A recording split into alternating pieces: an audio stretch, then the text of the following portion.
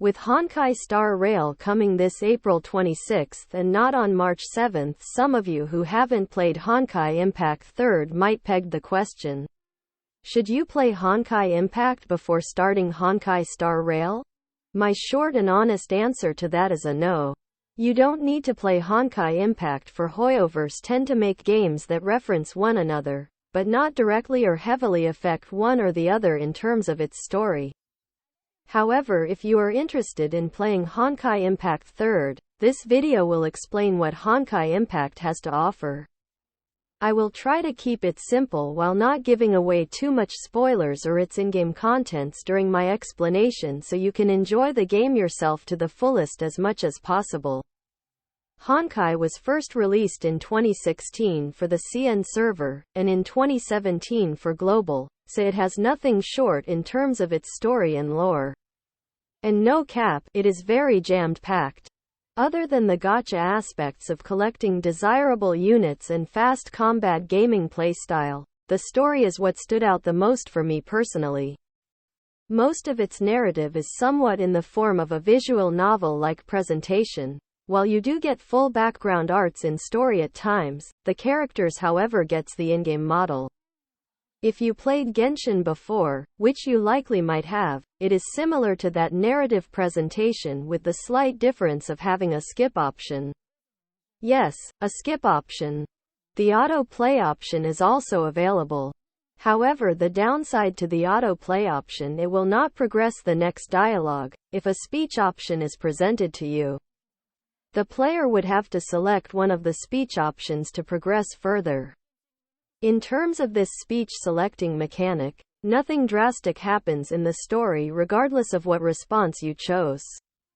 Another downside in my personal experience, sometimes when there is no voiceover, the game would speed run through the text and start playing the next dialogue before you could even finish reading. There is the history option at the top left of the screen, where you can access manually to replay previous dialogues to combat this flaw, but I digress. As you continue to progress the story, players will be given access to various game modes. For instance, in the Elysian Realm, ER for short. No, not energy recharge, wrong game. Has the traditional visual novel-like narrative style where it has the character's art illustration instead of the use of its in-game model.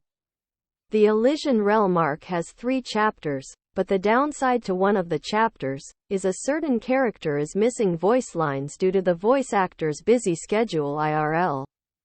Even with update patches, no changes were made to the missing voice acting, so do keep in mind while playing that it is not a game error, but due to unfortunate busy recording schedule. While we are on the topic of the Elysian Realm, it offers the challenge where the player can fight different mobs and bosses on multiple floors. And upon each floor cleared, current active unit can gain buffs for this specific game mode. I will not continue to explain any other available game modes, for it will be too time-consuming, showing just how many game modes there are present, not including limited timed events. All you need to know, there are many game modes, and there's a lot. Like a lot, no joke. Being a gacha game, it has multiple in-game currencies, as to be expected, but it's a little bit too much in my opinion. While you can purchase the in-game currencies for mats, coins, and other key items for your unit's upgrades, you can also obtain specific items for re-rolling substats on stigmatas. Yes, you heard it right. In Honkai Impact, stigmatas are equip items essentially like artifacts from Genshin, and you are able to re-roll substats on stigmatas.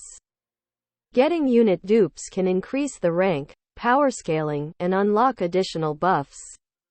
Not forgetting signature weapons and elves. Elves are pet-like support in combat, which are also part of the gacha. But being a free-to-play player, I have limited access and little experience to such upgrades, so personally I couldn't explain it in further detail. So there you go. TLDR, Honkai Impact has a fast-paced combat playstyle and rich story, with impactful BGMs and OSTs. If you get confused along the way in trying to make sense of its lore or any one of the chapters, I highly recommend you to check out Homu Lab's YouTube channel, for he does a great job at explaining details that I myself have trouble understanding. For what we can expect in the upcoming future, is that Part 1 of the story has just recently concluded and the game will enter Part 1.5, soon before starting Part 2. And also, a new open-world-esque mode is under development as it was revealed in the latest official livestream as the time of making this video. That is all I have to share for now. I hope this somewhat rough explanation video helped. Thank you for watching.